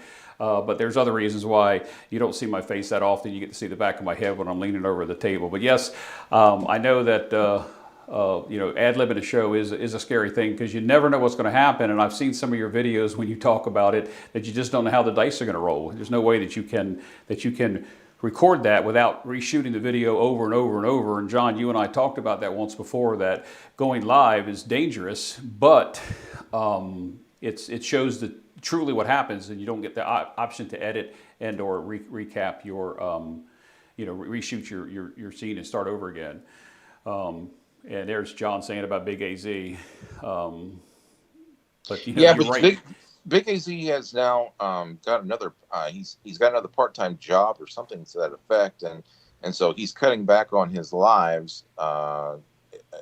broadcast because he can't do it every night like he'd like to. So he is cutting back, and so that'll present an opportunity for someone else to step up and do that as well. Well, that's not my forum. You and I have just been talking about this for a couple of weeks now. We just got to do it. I do see what John says. John says that you could watch live craps YouTube 10 hours a day. I mean, look what poker's done on YouTube and other forums, Twitch and other media, where you can sit there and you can watch live poker from around the world all day long if you wanted to. I do have another comment in here. I got that, John. He says, tell my wife that. And then it looks like Greg's stepped up here, and it looks like he's got the stop sign up there. I don't know if that's 555s or he's saying hi, or maybe he's. I'm not sure what that means. Ted's got a comment in there that let's see, that life is doing it live gives you the life experience. Yep, that's true. It does. And there's one more comment from John. I think I just need to hit the louder. Hey, I played both the Powerball and what's the other one? I played that this weekend and I never win. I didn't even win $4 last week. I won $4 on my ticket, and it looks like John's saying hello to Greg. And I know what you meant, Ted, when you said life, it's live. And Greg is saying hello. So say hey to Greg Skill, because he's on our broadcast here as well. Well, hi, Greg. It's great to have you. Great to have everybody. How many in total do we have live now? I can't tell without switching over. Let me switch over to a screen now. They could tell us faster than that. Looks like we only have 4 concurrent users at this particular moment on my YouTube. We had as many as 13 at one time, but wow. We've gone back down to the 5. And it's just the ones that are sitting here that are thinking about this new this this strategy that you came up with. Ted says it's 4, and that's what I looked at. Greg, you're probably jumping in late on the broadcast. We go back. This is a strategy that Skill has come up with. It's called blank insert your amount passage strategy, and in this case we dropped it from 140 down to 75. We rolled it out. I played the dark side mixed with some hybrid. I lost 30, he lost 60 in 6 shooters. We were just playing it out. We didn't expect to be on this long, let alone approaching an hour and 45 minutes, let alone you guys jumping on. I really appreciate that. I can't speak for Skill and Luck, but I really appreciate you guys jumping on tonight. Well, I appreciate everyone because this just shows that, it's one big happy family, and people will come on and say hi and wish us all well. I mean, because that's what it's all about, is everybody supporting everybody. It is, and to have people like John, could you jump in here, and Greg, and even Ted, with the experience that you all have, much above what I have. It's really good to see that. I know we had Ike earlier. I'm trying to think of who else. Throw some comments in there. I can't remember who it was. There was somebody else that was on that threw a couple comments in there to us. But in any event, Skill, we're approaching the 1 hour and 45 minute. I think we'll go ahead and get ready to call this. I think that. It's not a success that we won money. I think it's a success that we tested this, and we tested it live. Right. We tested it, we didn't win, but we didn't lose a lot. That's why I talk about the money management. It allowed us to extend our money out to play through the next 6 shooters, because we only went through 6 shooters. You could really think they were probably all of them were random, because we threw a random completely. I set your dice set, and I sucked at it. And then I set my dice set, and I sucked at it as well. And Ted makes a good point. One team, one fight against the casinos. Yeah. But thank you very much for having me. And I'm like I said, with 6 shooter, we've been talking more than throwing. So I'm sure that on our next video, we'll get more shooters in and have more action and less theory, and I'm sure that as well as I'm talking, I'm sure that this system is created for somebody for the long run. It's not a hit and run strategy. It's there. I wouldn't call it. Would you call it a grinding strategy, or what? Well, on a well, I don't know on a cold table how I would describe it, but in this strategy, you're right. You're there for the marathon. You're not there for the sprint. So you would have to plan out a good day in order to do that. And John, I appreciate your comment about the shows. It really wasn't going to be a show. It was just Skill and I coming on and trying to do a few things. We did it the other night, and we just decided to go live with it tonight. Looks like Ted's getting ready to go watch ProCrap's trade management video. That's a good video, Ted. It really is. That chip rail management. You pay attention to it. I really like what John did with that video. And he said it was his first ever YouTube video. No judgment, John. You would not know that was your first video, because I honestly didn't know that. You never told me that it was your first video. And even Greg said that's a must-see viewing. John, you probably don't know this, but in several of my videos I've done, I've mentioned your channel early on. I think I was your 124th or 5th subscriber before you shot up to the 600s. I think maybe you're approaching the 700 mark now on the subscribers. But I watched that video came up, and I've watched it a couple of times because I had to get it ingrained in my brain how to use that chip rail management. I don't do it exactly the right way each time, but it certainly makes sense, especially when in addition to the management of your chips that are in play, it helped me manage my money. So, and I agree with you, John, that we need to do more of this, and I'm really looking forward to Dave coming back and seeing what his Monday nights are going to be, because I think we all missed Same Bet Dave, and I'm really looking forward to see what news is going to be. I know that on his little teaser thing he did the other day, I think it was about 18 minutes, he talked about that his first show was going to be recorded, but then he'd get back to the lives. I certainly miss his shows, missed him, and I'm glad to see that he's going to be coming back with those shows. But you're right, John. We do need to do this in live stream, regardless of who does it. I'm going to go through the rest of these messages real quick. Skill, Ted, I have watched your videos, and I don't mean not to mention you. I mean, I work with you with the Craps Nation stuff. Anyway, so you and I kind of talk, from time to time, and you recently, just recovering, and I really haven't had an opportunity to talk to you, but I'm glad to see you back. So nobody's judging you, nobody's judging anybody on here. If you have a cell phone and a kitchen table throwing station or backdrop, you can do whatever you want to do. And John also adds in there that managing the rail that way literally saves you thousands. And I could say that's how I would. Oh yes, I would interpret. That's why I like that video. I push it all the time. And then John says, "I'll just finish filming." He just finished filming some fun slow motion videos. Okay, I can't wait to watch them. So very eye opening. I know that a couple other people have done some slow motion stuff. I know George has done some slow motion dice setting, and I don't know if it was Sarge or somebody else did. Maybe Cashier's Cage did a slow. There was motion, there was a slow guy. motion. There was a guy. It was 99. What was he's got 99 in part of his name. He hasn't been on for quite. He hasn't made a few videos in quite a while, but it's the guy who who always snapped his fingers, and he's very cool. I'm trying to. Man, I can't remember his name. But anyway, it's C99 or something like that. But anyway, he has It's some it's slow 99 motion. craps 99. Yeah, John that's said, it. yeah. That's it. I have not seen that channel. But Okay, the guy I that's have seen something it.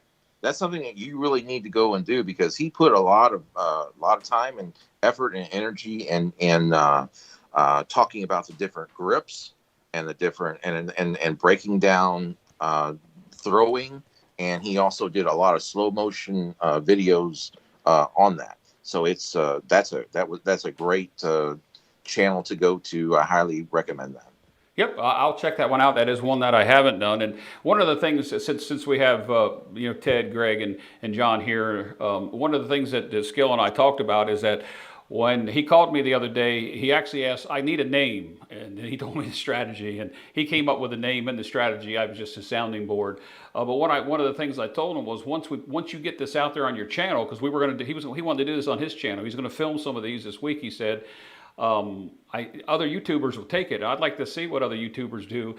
People like Jacob and Greg, and although it's a hybrid series, even John, if you did a video on this, I know Joe at Craps Journey would probably take a look at it, and Lord knows what Ken would do with it. So you never know, Skill. You might have the next novel marathon. Well, I don't think it's a grind system.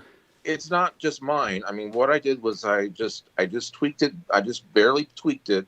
It's really the Hedgeless Horseman, just tweaked a little bit. And so instead of a Hedgeless Horseman, it does have a hedge. So I can't call it a Hedgeless Horseman because that's not factual.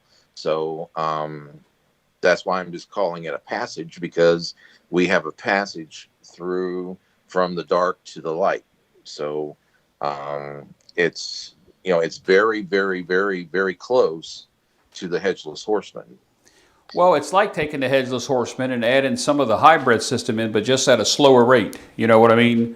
And if you make it past the first 4 rolls, you got to get to that 6 or 10 to really make decent money. But once you get to that point, you have the opportunity to break even or lose little during the first 4 or 5 rolls, and then once you get past the next 3 to 5 rolls, you're into the money. Even at the $10 level, maybe it's only $10 or $20. $20 a shooter times 10 shooters, you'd be $200 up. Right. That's how I look at it.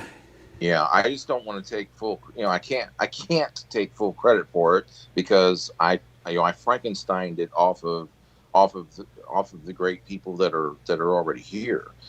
So and that's what I do, is I try and take the best of everything and then put my little put my twist on it and try to make it. That's what John just said. He just said, "Yep, that's the whole idea behind the Hedgeless Horseman." a base from where you can build your own thing. He loves that you came up with this idea, and I'm assuming that John's seen your email. If he hasn't, I know that you said the skill that you have communicated with him. So it looks like Ted and John are going to be doing some collaboration here as well to get together on some things. You guys are much more experienced at craps than I am, and your wisdom is there. You've probably forgotten more than I've learned in the few years that I've been playing this. But I certainly I'm glad that we got to do this, and we got some really great fellow YouTubers on with us tonight to talk about this. John and I had talked about doing some of this I don't know, a month or so ago. We both got busy doing different things. His channel has grown so well, and it's so well liked from what I see. I know every time that he comes on live, I'm sitting at my desk, I'm 3 hours behind, and all of a sudden the notification comes up, says, Pro Craps is live, and I'm like, oh crap, I can't do anything because I'm at work, and I have to get around to jumping on, always late to the party type thing. We have some more messages coming in. I don't know if they're for us or not, Skill, but I'll just go ahead and run through them. Ted says he's only been doing it for a couple years himself. Oh, well, Ted, I can tell you that I've seen what you can do, and if you can come back $600 like you did last night from being down, I'm in your camp, so I can tell you that. And then Pro Craps, while I have your ears, what do you want on the podcast, interviews, stories? I don't know if the person that asked about the podcast is still here. I'd have to go back through the messages and look. John, I don't remember who that was. I would like. We cover strategies live on the podcast. This is just my interpretation on both of those. If you were to interview somebody somebody that's been around, somebody from Hawaii Crap Shooters, or maybe even interview Dave first in your podcast. From Same Bet, from story standpoint, how about a little history on craps and maybe how we got to where it is? And I'm not talking about street craps, John. I'm talking about the true game that we're playing today. I've never researched the history of it, so I don't know anything about it. You guys may have done that. I don't really know. It looks like John said he's working double shifts. Wow. Woo! Unlucky you. We're looking forward to the podcast, and I look forward to your live shows. It's just I'm 3 hours behind you, and either it's too late in the morning for me, early for you when you do your coffee and craps, or it's too late at night when you're doing your cocktails and craps, because I too work a daytime job Monday through Friday as well. I don't sing in a lounge anywhere. That's a joke, guys. So Skill, any final thoughts here that you'd like to share with any of these guys?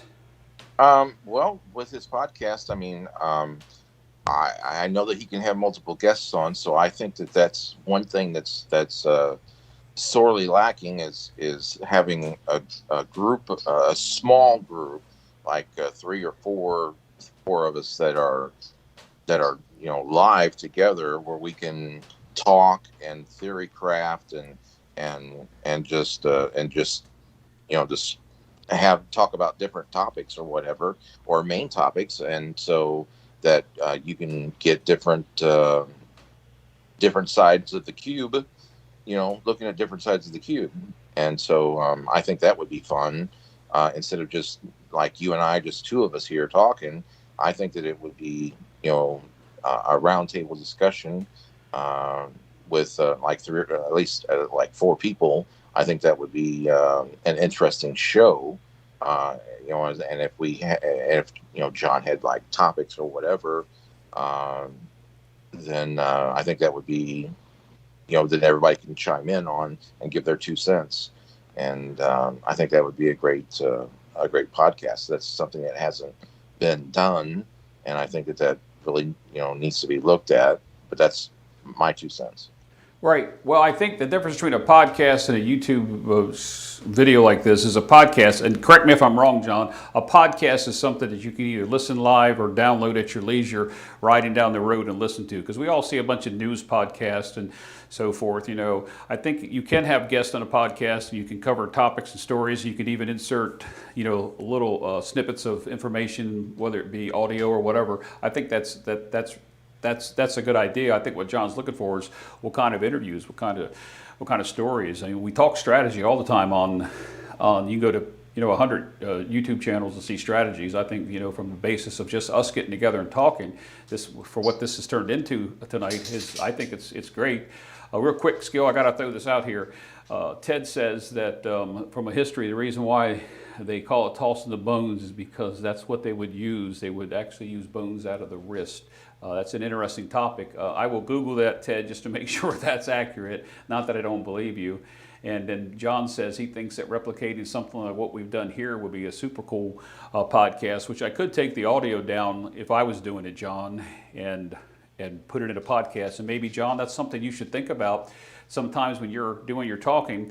And I know you said you're going to have guests coming up, but maybe taking some of that audio and editing it down into a podcast, because you have some really good discussions, especially when you're at your little small practice table or your strategy table, and then you move to the big table. The way that you present yourself and the way that you talk about it, there's a podcast in itself right there, separate from what's on YouTube. And I don't want to call it the best of, but that certainly could be. And Greg said the podcast sounds like an awesome idea. And Greg, I'm sure you've talked with John that he's got some podcasts coming out. And John does say a podcast skill is purely audio. It's not video. And well, that's fine. That's what a podcast is. So last thing that John said was I would not film or put it on YouTube. I think it belongs in your car. You're right. You could download it when you wanted to download it, add it to your playlist, or for people that's not tech savvy, you go to whatever media you're going to use, John, and I can't remember what platform you told me you're going to use. Just go to that media while you're riding down the road, or in my case, I'd probably be out in my yard cutting grass listening to it. Maybe put it on a long travel in the car instead of listening to XM radio or a local radio station, and would listen to that, because we've all probably done this. And I won't say you have skill, because you're a professional driver, but I'm sure some people put YouTube videos on in their car and want to set your cell phone down and play it through your Bluetooth, and you're listening, and then all of a sudden you catch yourself looking at the screen. We want to be safe, so you don't want anybody out there, watching a YouTube video on a podcast. So I think the audio part is excellent, and that's just the safety portion of my career coming into play. So I'm just making sure I get all these in here. Greg says he's down with that. And then John says, for me, it's all about headphones and walking the dog or something, yakking in my ear. I understand that, John. You had mentioned that on your channel. It's what the podcast is there, whether you're listening to it live or downloaded for your convenience when you have your downtime or your solitude time. Some people might take it in the bathroom. Some people might walk the dog. Me personally, I do a lot of driving for my job, short range. I'd pop that in there, and that's when I would listen to that. Looks like we may have lost the call may have lost the call. I'm looking here with Skill. I'm going to try to get him back. I'm not sure exactly what happened there. I know I'm approaching the 2-hour mark. Are you waiting for Skill to pick it back up? I lost the call with him. But you're right, John, that's the purpose. I don't know what happened to Skill's line, but I dropped him, trying to get him back here. So looks like he might be back. Are you back, Skill? I think I got to do one thing. Hold on one second, Skill. You changed on me. I'm not sure that I have him back. This is all part of the live show. You just have Skill. Are you here? All right. I can't tell if he's here or not, guys. It looks like it's ringing, but it says that he's answered. So, in any event, I think I'm going to end this show here. Unfortunately, Skill's not going to be here for me to be able to end it with him. So, for everybody that tuned in and put these comments in, let's all get together, and even if it's in another chat forum, and talk about this. John, you've got the delivery expertise to deliver this much better than I can live and even in a podcast. Skill, I take it you're back now? Nope, he's not. Your podcast idea I thought was great. When you mentioned it to me, I look forward to listening to it. But we all can come up with ideas. We all play to win, and we all try to to come up with our own unique individual ways to hedge ourselves to be on the winning side, not the losing side. And I think this forum, whether you call it the Craps Nation Forum, whether you just call it a bunch of people getting together, talking about these things is great. I didn't expect tonight to come in like it did. So, with that said, looks like Skill has just texted me and he's lost the signal. With that said, I'm going to go ahead and end this session. Guys, I appreciate the comments and for you guys hanging in there, for Skill and Luck and me to be on live. If you go back and watch the first part of the show, it explains his strategy. If you go back and you look at when we get rolling, which is probably at about the 28-minute mark, we go through six shooters. After that, we were joined by all you guys for a discussion, which is almost an hour. I'm going to leave it there. Guys, until next time, as always, play safe and be safe and play smart.